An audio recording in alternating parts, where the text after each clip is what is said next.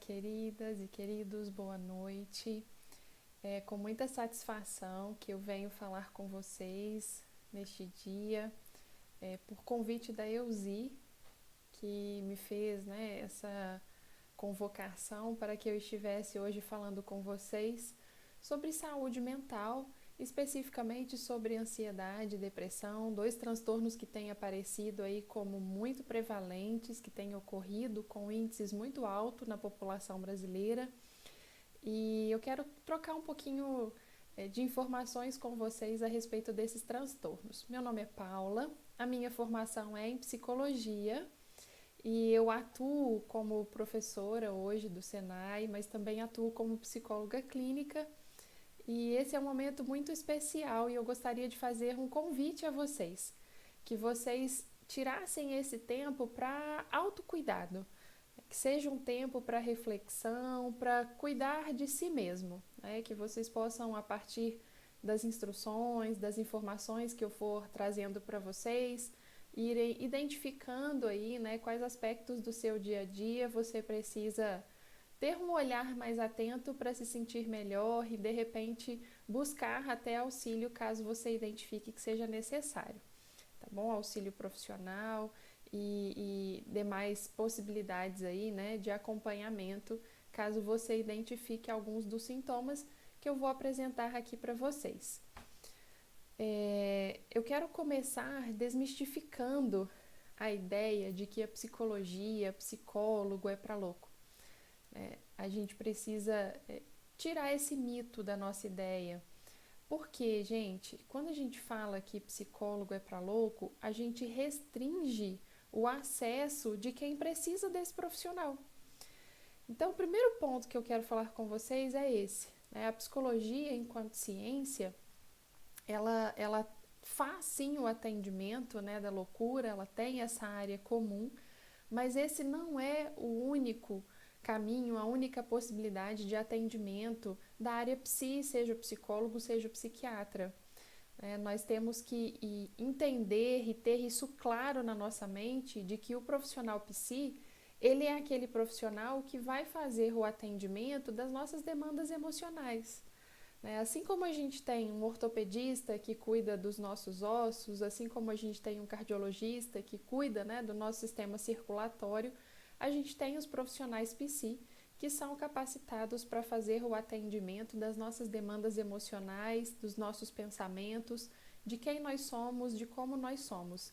Então já vamos começar quebrando esse mito e desmistificando essa ideia de que psiquiatra, psicólogo atendem somente, né, as pessoas que estão no caminho da loucura. Vamos deixar essa ideia de lado e abrir a nossa mente para um novo caminho, uma nova possibilidade com esses profissionais.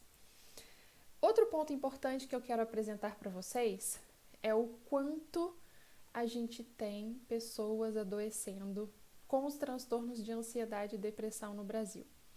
Eu vou apresentar aqui para vocês dados que foram apresentados pelo INSS, pela Organização Mundial de Saúde, e por uma instituição de saúde mental também de São Paulo, que fizeram esse levantamento de dados e identificaram que a cidade de São Paulo é a cidade com maior incidência de transtornos mentais no mundo. 29,6% da população de São Paulo, vejam isso, gente, quase um terço, né? quase 33% aí da população, quase 30% da população de São Paulo apresenta algum transtorno mental.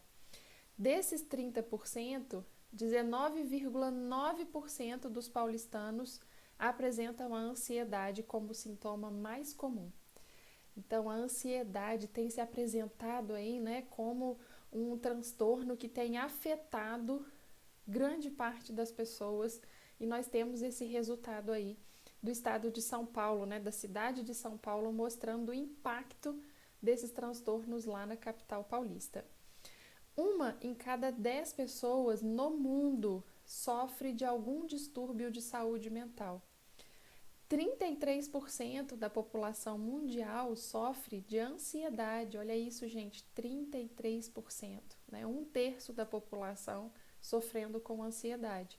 E a gente consegue perceber isso no nosso dia a dia.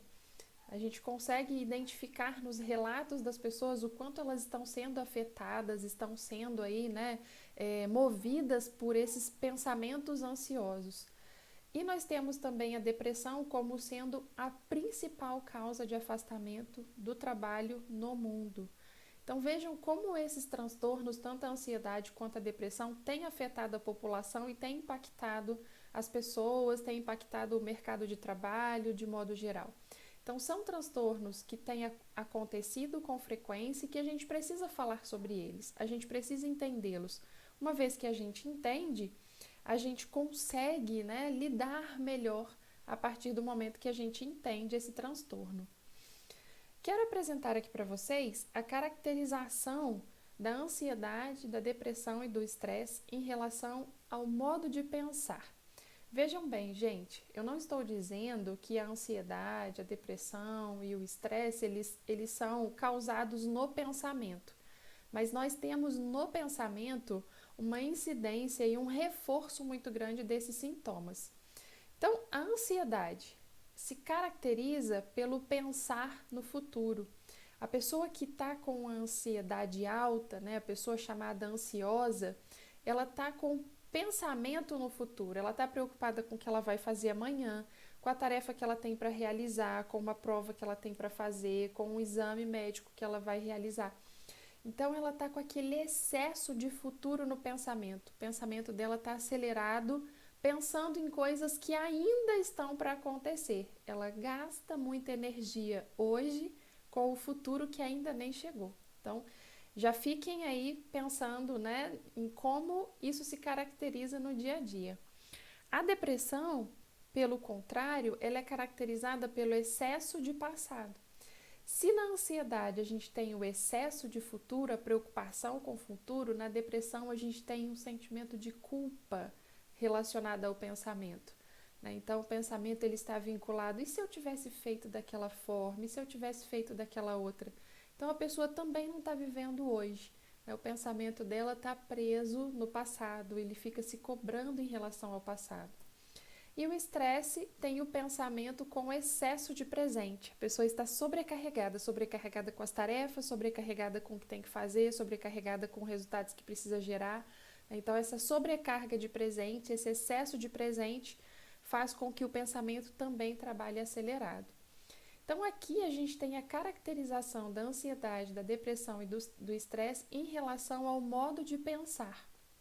Quero começar falando com vocês sobre a ansiedade. Normalmente a gente usa a ansiedade para falar de situações em que há um nervosismo, em que há uma situação de medo, de tensão, a gente está apreensivo e a gente tem uma preocupação excessiva. Então essa preocupação excessiva, ela pode estar ali afetando o seu dia a dia, né? Então esse excesso de preocupação, esse pensamento acelerado caracteriza a ansiedade. Ela é considerada um problema, né, a ansiedade, quando ela interfere na nossa capacidade de agir. Por que eu estou colocando isso aqui? Porque a primeira coisa que a gente precisa pensar é que a ansiedade ela é um sentimento que nos mobiliza para a ação. Então, ela é um sentimento que a gente nunca vai deixar de ter. Assim como a gente fica triste em situações de perda, quando a gente fica alegre diante de uma conquista, a gente tem a ansiedade que nos move, né? Nos move a fazer coisas. Quando a ansiedade passa a se tornar um sentimento problema, quando ela fica fora de controle, ela nos atrapalha a agir, ela nos atrapalha a dormir, ela gera em nós uma incapacidade ao invés de nos mover. Então ela passa a ser um problema para nós. E aí a gente precisa ter esse cuidado, esse olhar diferenciado quando a ansiedade começa a interferir no nosso dia a dia, quando ela começa a sair do nosso controle. De modo geral, a gente tem uma reação desproporcional com o que normalmente a gente teria naquela situação. Então, quando a gente vai fazer uma prova, né, a gente vai ser avaliado no dia seguinte, é normal você ficar ali um pouco preocupado, né, mas você faz uma oração e você consegue descansar. Quando a ansiedade está muito alta, você vai ter insônia, você não vai conseguir dormir, você não vai conseguir se alimentar. Por quê? Porque a ansiedade está fora de controle, ou então vai se alimentar demais, né? Então, a ansiedade está fora de controle, ela está gerando uma reação desproporcional. E aí ela precisa ser vista, precisa ser cuidada. Nós temos na ciência, né, diversas caracterizações da ansiedade. Nós temos tipos diferentes de ansiedade. Então, nós temos a ansiedade generalizada, que é a TAG, né, ansiedade geral, e a gente tem também ansiedades específicas em relação a algumas situações. Uma fobia social, que é uma ansiedade das situações sociais, né, em que a gente vai se relacionar com outras pessoas. A gente tem a fobia a alguns animais específicos. Eu não quero me prender aqui a esses diferentes tipos de ansiedade. Eu vou tratar com vocês brevemente sobre a ansiedade generalizada, né, a TAG aí conhecida como ansiedade de modo geral, que é aquela em que a gente tem uma preocupação excessiva, o pensamento acelerado, incontrolável. Normalmente ela gera tensão muscular, insônia, irritabilidade. Então é sobre esses sintomas, sobre essa ansiedade generalizada que nós iremos tratar nesse momento. Quais são as causas mais comuns para esse tipo de ansiedade? Tá? Ela pode estar relacionada aos relacionamentos, né? Você tem que conversar com alguém, alguma situação, e isso gera em você, né, uma angústia, um medo de falar com o outro. Pode estar relacionada à área financeira, às suas finanças, de repente uma conta que você tenha que pagar está te gerando uma ansiedade fora de controle. Então a gente tem diferentes causas para a ansiedade. Então pode ser, né, relações interpessoais, algo que você precisa resolver no seu relacionamento com alguém. Então esse relacionamento ele está gerando, né, uma ansiedade. Pode ser o trabalho, você precisa gerar resultados, você precisa modificar algo no seu trabalho, você precisa criar um processo novo e isso está gerando em você também uma certa tensão, né, uma certa dificuldade em pensar, em parar de pensar nisso. Pode ser também a área financeira, né, você está preocupado com finanças, com a sua saúde financeira, né, com a provisão, e aí isso também pode afetar e gerar maior ansiedade.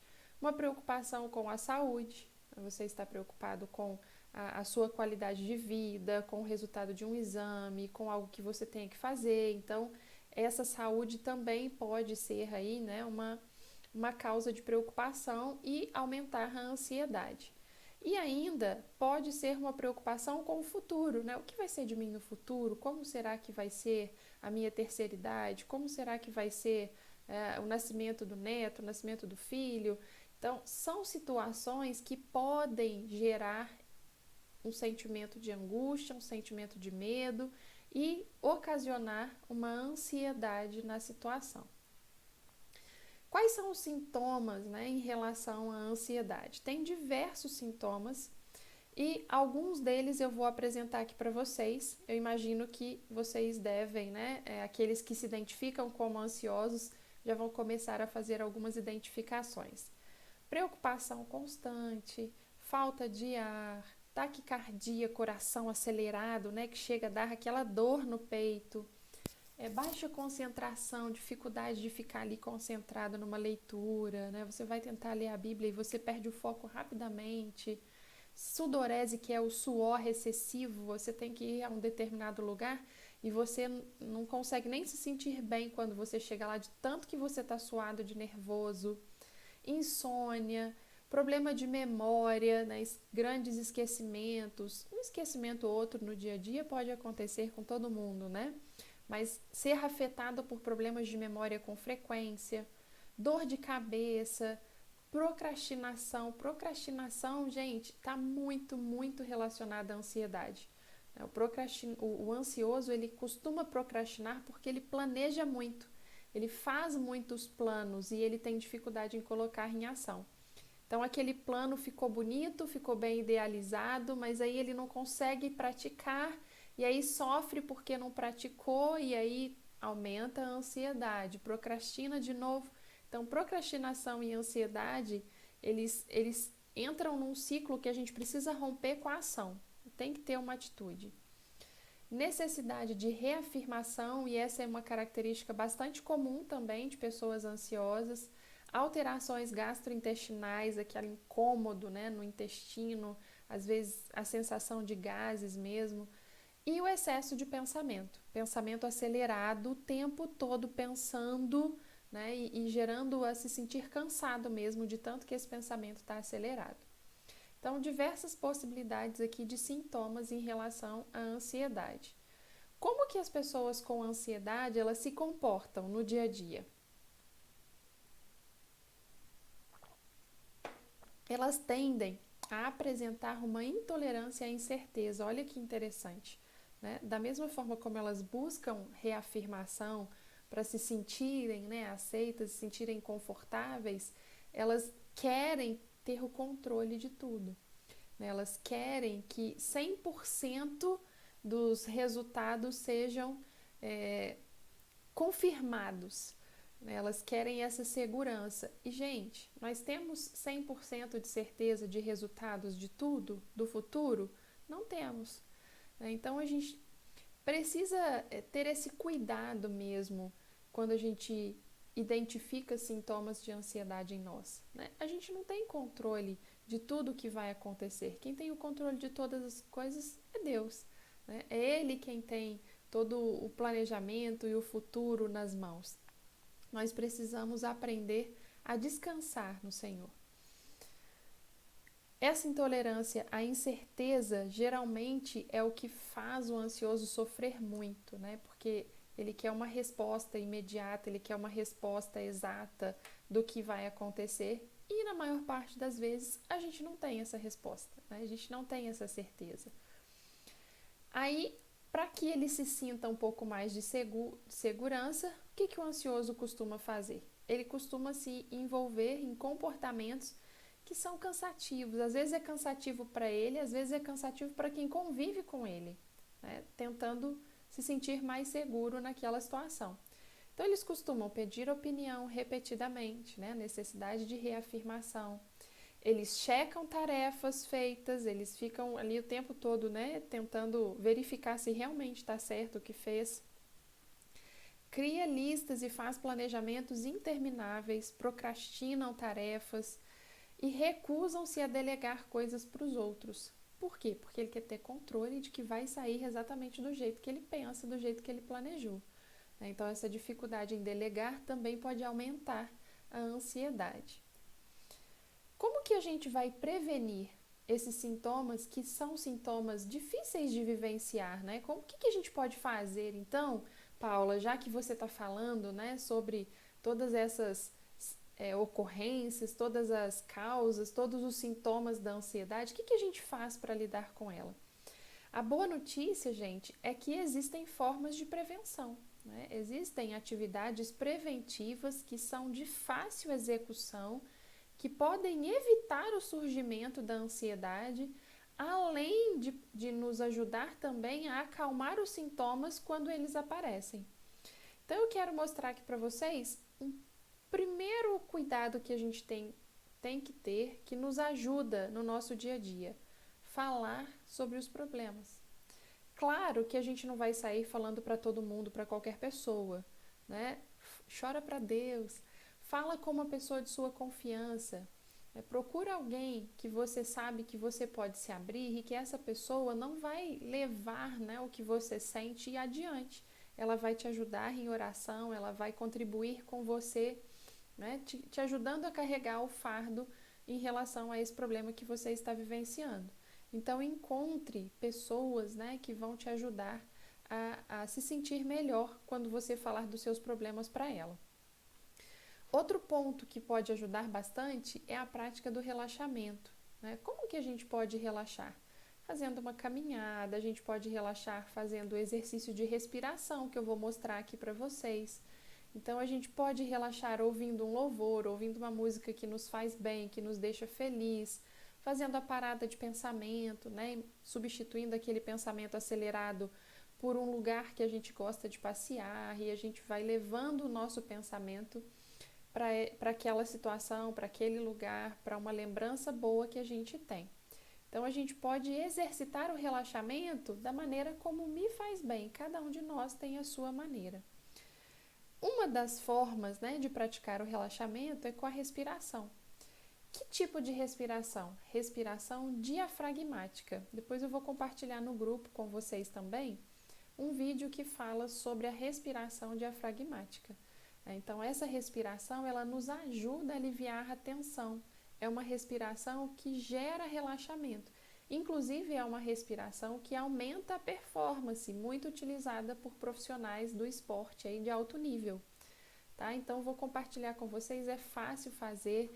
Aqueles momentos de dificuldade, por exemplo, o ansioso, ele tende a ter dificuldade de dormir. Então, ele deita na cama à noite, o pensamento dele fica tão acelerado que ele demora para dormir. Quando ele percebe, já está de madrugada, ele não conseguiu dormir ainda, tem aquele sono difícil. O que a gente vai fazer? Deitou na cama, põe a mão no abdômen, inspira, segura e expira. Essa respiração diafragmática, inflando o abdômen e não o tórax, ela vai nos ajudar a relaxar, vai aliviar a tensão, vai desacelerar o nosso organismo e a gente vai conseguir dormir melhor e ter também momentos de relaxamento, mesmo que não seja a hora de dormir. Tá? Então, é uma técnica muito utilizada, inclusive clinicamente também. Outro ponto, alimente-se adequadamente. Gente, tem alimentos, né, que são inflamatórios, tem alimentos que nos aceleram. Então, a gente precisa identificar quais são esses alimentos que nos fazem bem, quais são os que nos fazem mal e a gente buscar aqueles que nos são saudáveis, né, que faz com que a gente tenha bem-estar. Todos esses pontos que eu estou colocando aqui para vocês, eles precisam acontecer de maneira integrada, né? E não é acontecer só hoje e está valendo para o resto da vida. Não, a gente tem que fazer isso como um hábito, né? Tem que ser todos os dias ao longo da nossa semana. Procure grupos de ajuda, né? Esse grupo, por exemplo, é um grupo, né, referência que você pode buscar ajuda nele. Então, a gente precisa identificar quais são os grupos que podem nos apoiar, que vão nos dar incentivo, né, que vão nos acolher nos momentos de tensão em que a gente estiver ansioso e preocupado com alguma coisa. Outros pontos, né, além desses que a gente pode fazer no nosso dia a dia, estão relacionados a uma prática profissional. Se está difícil para mim exercer o autocontrole sozinho, eu posso procurar a ajuda de um profissional que vai me ajudar a equilibrar esses pensamentos e esses sintomas da ansiedade. Então, o que eu vou fazer? Vou procurar um profissional né, um psicólogo que vai me orientar, que vai me aconselhar, que vai me direcionar para técnicas que me ensinam a controlar a ansiedade. Então, existem algumas técnicas clínicas que favorecem o controle da ansiedade. Então, a gente tem a parada do pensamento, que é você, né, interromper aquele pensamento e substituí-lo por outro pensamento de bem-estar. A gente tem a dessensibilização, que é uma técnica que a gente vai aproximando-se, né, da situação que é difícil para aquela pessoa. Então, são técnicas que a gente trabalha dentro do setting terapêutico. E se de repente, né, os itens aqui do 1 ao 5 não estão sendo suficientes para te ajudar, para te gerar autocontrole, você pode procurar uma ajuda profissional. Ao final eu vou mostrar aqui para vocês locais, né, em que a gente tem atendimento acessível com profissionais de psicologia disponíveis para atendimento. Aqui eu coloquei uma possibilidade para que vocês façam, né, o treino respiratório. Então, se você está ansioso, você pode usar essa figura aqui como uma forma de controlar a sua respiração. Enquanto a figura está abrindo, você inspira. Ó.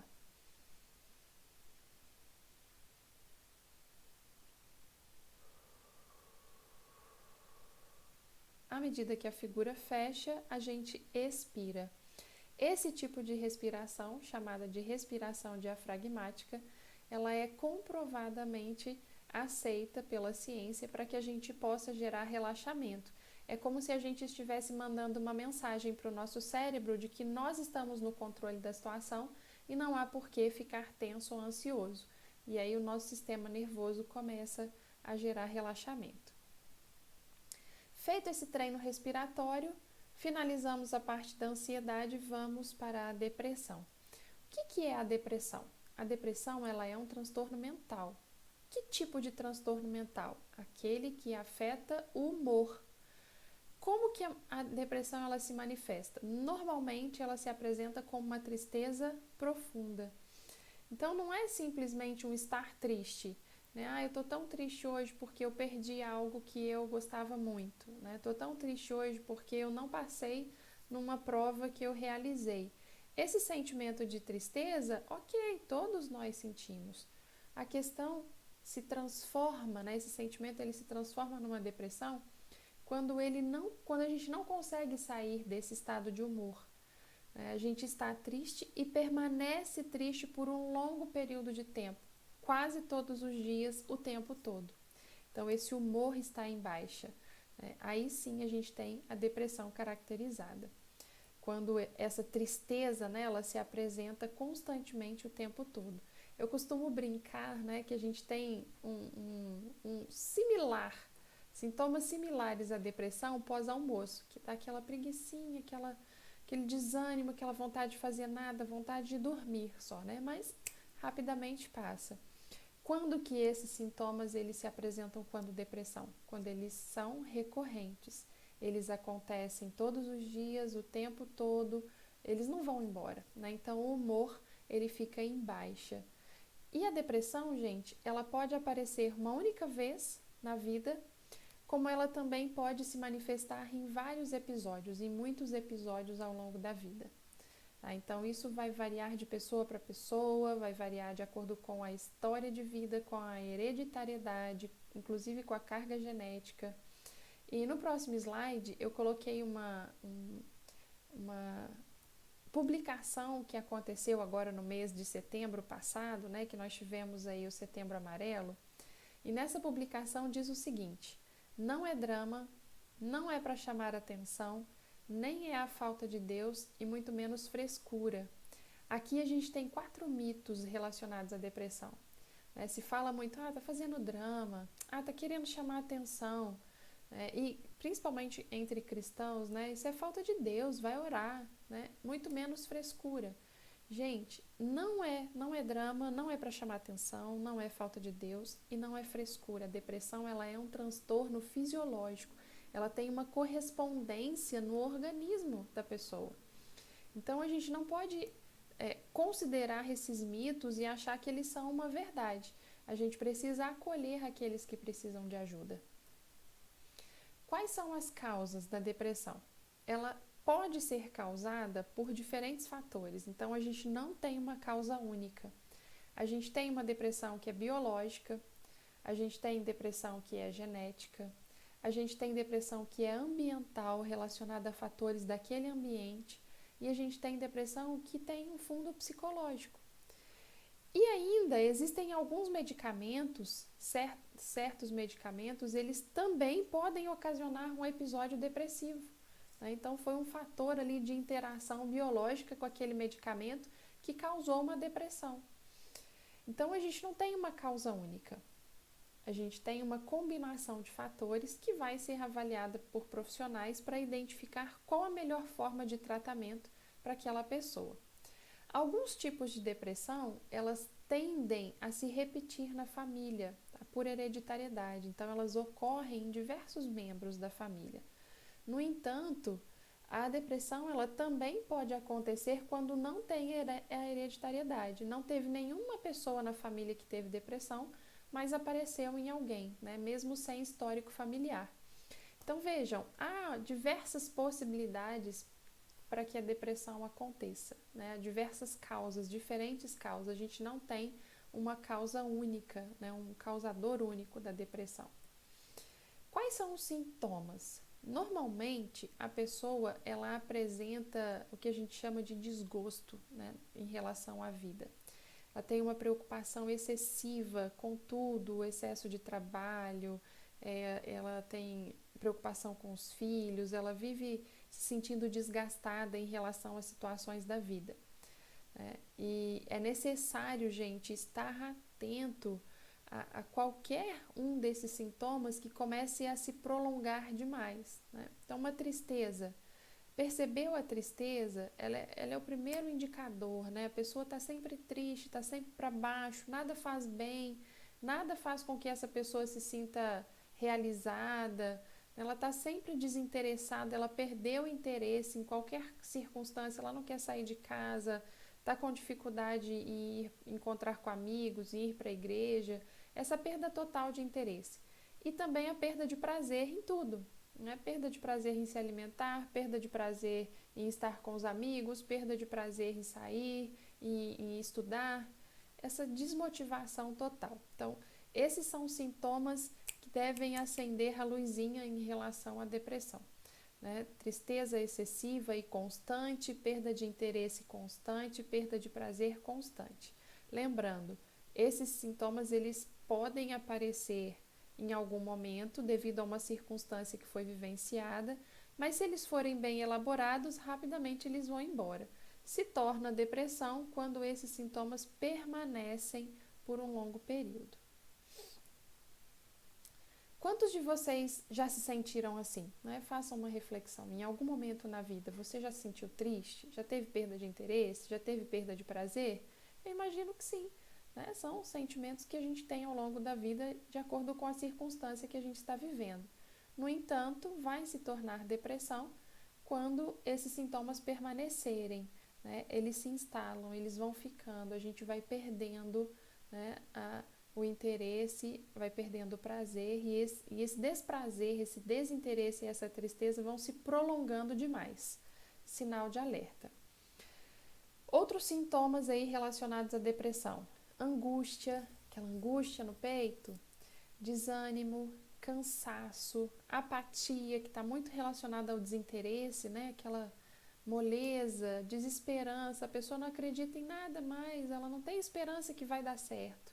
É sensação de falta de sentido na vida, falta de motivação, insônia, até mesmo a irritabilidade, tudo faz com que a pessoa esteja ali, né, a ponto de explodir por qualquer situação. Sintomas físicos relacionados à depressão: problemas digestivos, dor no corpo, baixa imunidade. Quando baixa o humor, a imunidade baixa, né? Então, o humor rebaixado da depressão também pode baixar a imunidade e gerar dor de cabeça, problema digestivo, dor no corpo, distúrbio do sono, mudança no apetite e no peso, tensão na nuca e nos ombros. São sintomas físicos que normalmente acompanham aí os sintomas depressivos. Como que a gente vai identificar a depressão? Como qualquer doença, gente, ela precisa ser reconhecida e tratada profissionalmente. Então, a gente precisa identificar que esses sintomas estão aparecendo e procurar ajuda profissional para que o diagnóstico seja feito adequadamente. É comum o portador atribuir a doença a algo externo. Veja que interessante. É muito comum a pessoa que está com sintomas depressivos, ela não identificar que é uma depressão e colocar, né, esse sentimento que ela está vivenciando em uma situação do ambiente dela. Ah, é porque o momento que eu estou vivendo no trabalho está muito difícil.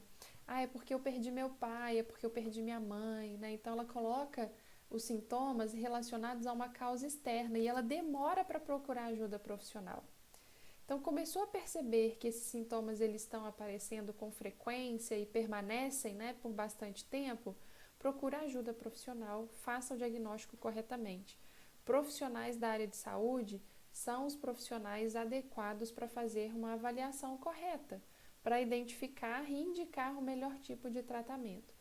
O não tratamento ele vai causar grande sofrimento para a pessoa que já está sofrendo, né, com os sintomas, além de aumentar o risco de problemas pessoais e também no trabalho, né, porque a falta de ânimo, a apatia, a dificuldade com o dia a dia vai começar a afetar os relacionamentos e o trabalho também, queda na produtividade, falta de atenção, relacionado também à memória, né, falhas ali na execução de possíveis tarefas.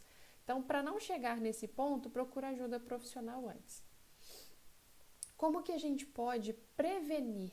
Da mesma forma que a gente tem atividades, né, que nos ajudam na prevenção da ansiedade, a gente também pode prevenir os sintomas depressivos.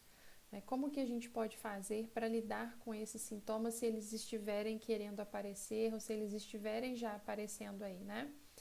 A gente precisa identificar, né, formas de vivenciar o nosso dia a dia que são mais saudáveis e que nos geram bem-estar. Então, o primeiro ponto, novamente, buscar apoio social. A gente precisa identificar quais são os grupos que estão disponíveis para nos ajudar. Temos aqui esse grupo, né, à disposição para auxiliar a todos, né? Inclusive, esse é um momento aí voltado para o autocuidado que é indicado no mês de outubro, né? Estamos vivendo o Outubro Rosa, que é um mês de chamar a atenção para o autocuidado, né? Então, estar diante de um grupo, se colocar diante de um grupo e pedir ajuda é importante e faz com que a gente se sinta acolhido e gera bem-estar. Outro ponto de prevenção da depressão, mantenha uma vida ativa. A atividade, gente, ela faz o nosso organismo funcionar. Então, a gente não pode interromper, né, o nosso bem-estar deixando, né, de fazer atividades. A gente precisa praticar atividades físicas porque elas liberam hormônios em nós que geram o bem-estar. Então, essa prática é muito importante para que a gente faça a prevenção da depressão. Outro ponto, pense corretamente. O que é pensar corretamente? Aí a gente tem Filipenses 4:8, né? Coloquei aqui como uma reflexão para a gente.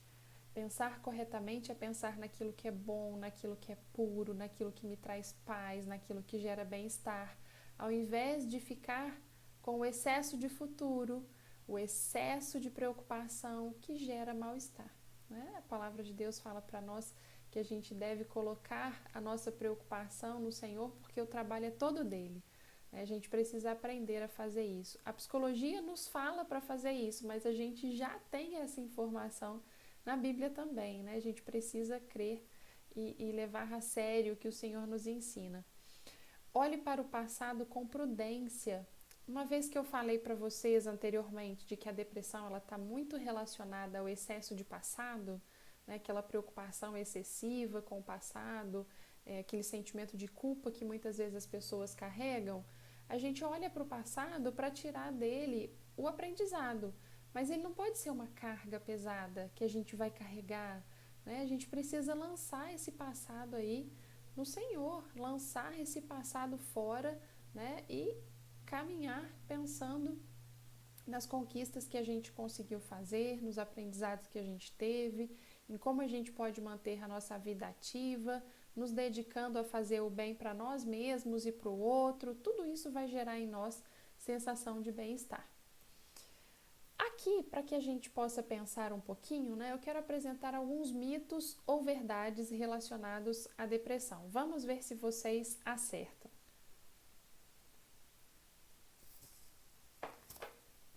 Primeiro deles, quem é depressivo só precisa se animar? O que vocês acham? É mito ou verdade? Que é comum as pessoas falarem isso, né? Ah, quem é depressivo só precisa ficar animado. Vamos lá, vamos fazer tal coisa. Isso é um mito, gente. É um mito. O depressivo, ele não consegue se animar, né? Então, ela não se resume apenas a um comportamento em que a pessoa ela não consegue fazer algo porque ela não quer. Envolve uma série de outros critérios diagnósticos que eu mostrei aqui para vocês. Entre esses critérios, a gente tem um estado de humor rebaixado. E isso faz com que a pessoa tenha dificuldade em se mover. Então, quando a gente fala que essa pessoa só precisa de ânimo, né, a gente está minimizando o sofrimento dela, a gente está minimizando o transtorno. E isso não é uma verdade, isso é um mito. Outro aqui, mito ou verdade. Precisar de ajuda psiquiátrica é sinônimo de estar louco. Esse daqui eu já respondi no início, né? O início da palestra, minha abertura, falei sobre isso. Precisar de ajuda psiquiátrica é ser louco? É um mito também, né? Quem precisa de ajuda psiquiátrica somos todos nós, né? Então, esse é um estigma, gente, frequente, muito comum. As pessoas já mudou bastante, né? Da minha época em que eu estava na graduação para hoje, já passaram alguns anos, isso já mudou bastante. Mas isso ainda afasta muitas pessoas do tratamento que elas precisam. Esses dias mesmo eu conversando com uma moça que trabalha comigo, ela tem um filho adolescente de 14 anos e ela estava relatando que ela sente que ele não está bem, que ele é introspectivo, que ele tem algo a dizer, mas que ele não consegue falar, que ela queria muito levá-lo para terapia, mas que ele acha que psicólogo é coisa de doido, né? E ele não quer ir. Eu falei com ela, traz ele aqui para conversar comigo, né? Então a gente precisa quebrar esse mito, né? Essa é uma ideia errada com relação a esse tipo de profissional, e a gente precisa, né, entender que na terapia a gente vai ter uma alteração do cenário em que a pessoa está de maneira progressiva, né? Não é de repente, ela chegou lá e vai mudar. Mas mesmo que seja uma mudança lenta, é importante que seja feito. É importante que a pessoa procure tratamento e procure a melhora. Outro mito aqui ou verdade para a gente pensar. É possível recuperar um paciente depressivo apenas com o uso de medicamentos? O que vocês acham? Esse é mito ou é verdade? Também é mito, né? A depressão, como nós falamos, ela tem uma diversidade de fatores, precisa ser avaliada por um profissional. Cada quadro de transtorno mental é diferente, cada pessoa reage diferente, inclusive a medicamentos. Então, a gente não tem um padrão único de tratamento. A gente precisa fazer uma avaliação para identificar que tipo de medicamentos são mais indicados para aquela pessoa e auxiliar o tratamento medicamentoso com a terapia, né? Dados de pesquisas mostram que o tratamento medicamentoso aliado à terapia gera uma melhora muito mais rápida do que simplesmente a medicação. Porque a medicação ela vai equilibrar o fisiológico, né? Vai equilibrar ali o humor que está rebaixado. Mas os pensamentos, o comportamento da pessoa, a medicação não altera. Então, isso vai ser trabalhado na terapia. Então, o tratamento medicamentoso, ele não é o único caminho para lidar com a depressão ou a ansiedade. Como eu havia falado para vocês, em Juiz de Fora nós temos diferentes locais que são acessíveis ao tratamento, ao atendimento psicológico. Temos a clínica de psicologia da UFJF, que fica no bairro Grambery, bem pertinho da Igreja Católica ali do Grambery, em frente, inclusive, na rua Santos Dumont. Tem a clínica de psicologia do SES, tem na Igreja Catedral atendimento também acessível, tem a clínica de psicologia da Faculdade Estácio de Sá, da Faculdade Universo, do Grambery e também da Faculdade Machado Sobrinho. São clínicas, escolas em que o atendimento é acessível e em alguns desses locais até gratuito. Então, gente, eu coloquei aqui para vocês, né? Sempre é tempo de se cuidar, né? Se de repente você não pode fazer grandes investimentos, né? Procura esses locais que são acessíveis, né? Vocês vão conseguir um acompanhamento psicológico que vai gerar bem-estar, vai fazer uma avaliação correta, vai fazer uma indicação de tratamento adequado para o seu caso, para que você tenha uma melhora mais rápida e mais significativa. Por fim, eu quero finalizar aqui, né, com Filipenses 4:8, uma vez que a gente falou dos pensamentos relacionados a esses transtornos, o que a Bíblia propõe para nós, né? Tudo que for verdadeiro, tudo que for nobre, tudo que for correto, tudo que for puro, tudo que for amável, tudo que for de boa fama, se houver algo de excelente ou digno de louvor, pensem nessas coisas. Então, vamos ocupar o nosso pensamento, né? Vamos ocupar a nossa mente com o que é bom, com o que é puro, com o que a palavra está nos ensinando, né? Vamos louvar, vamos trazer à nossa memória aquilo que nos faz bem, né? Não vamos deixar os pensamentos acelerados e negativos ocuparem o nosso dia, não. Vamos trazer para nós o bem-estar com o que a gente pensa. Quero muito agradecer a oportunidade de estar aqui com vocês. deixo aí meu e-mail disponível, estou lá no grupo também, caso vocês queiram colocar alguma questão, alguma dúvida, perguntar algo no privado, fiquem à vontade, estou disponível para auxiliá-los e esclarecer, tá bom? Muito obrigada, Elzi, pela oportunidade e espero que seja um bom momento aí de autocuidado para todos vocês. Tchau, tchau, gente. Um abraço.